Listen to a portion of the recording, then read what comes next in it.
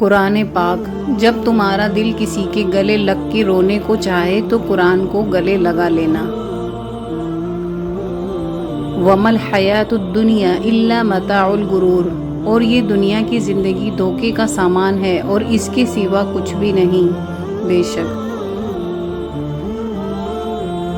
اللہ کے آگے رونا، درد کتنا بھی ہو اللہ کے آگے رونے سے سکون میں بدل جاتا ہے۔ اے اللہ، ہمیں بری عادتوں، برے کاموں اور بری بیماریوں سے محفوظ فرما۔ آمین ثم آمین۔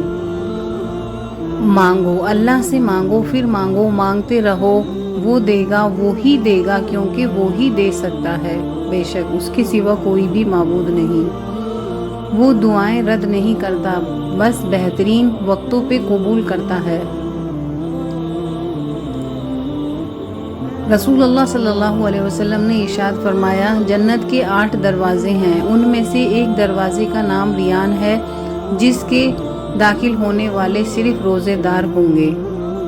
حضرت علی رضی اللہ تعالیٰ عنہ نے فرمایا، جب تم آزمائش سے گزر کر اللہ کی رضا میں راضی ہونا سیکھ لیتے ہو، تب اللہ تعالیٰ تمہاری ہی چاہت مکمل کرنے کے لیے راضی ہو جاتا ہے۔ ہمیشہ ایسے شخص کو چنا کرو جو آپ کو عزت دے، کیونکہ عزت محبت سے کہیں زیادہ خاص ہوتی ہے۔ حضرت علی رضی اللہ تعالیٰ عنہ نے فرمایا، جب دعا کرتے وقت تمہاری آنکھوں سے آنسو آنے لگیں تو سمجھ جانا تمہاری دعا بارگاہ الہی میں قبول ہو چکی ہے۔ کچھ رشتے اللہ تعالیٰ خود ختم کرواتا ہے تاکہ ہماری زندگی خراب نہ ہو سکے۔ بے شک وہ جو کرتا ہے بہتر کرتا ہے۔ نصیب، دعائیں نصیب سے نہیں بلکہ نصیب دعاؤں سے بدلتا ہے۔ تم اتنے یقین سے مانگو کہ تمہاری یقین کے بعد کہانی معجزوں کی لکھی جائے۔ نماز بوجھ نہیں بلکہ تمہارے بوجھ کو ہلکا کرنے کا ذریعہ ہے۔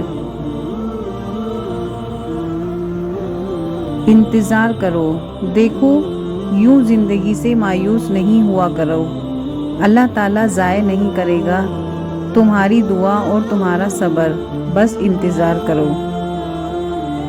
آزمائش بھی اللہ کی طرف سے تمہارے لیے یقین کا امتحان ہوتا ہے۔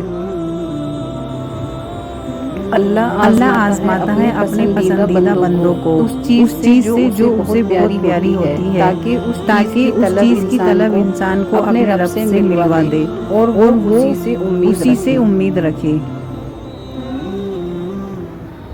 گناہ کے دوران موت نہ آنا اور گناہ کے بعد توبہ کی مہلت ملنا اللہ پاک کا بڑا احسان ہے۔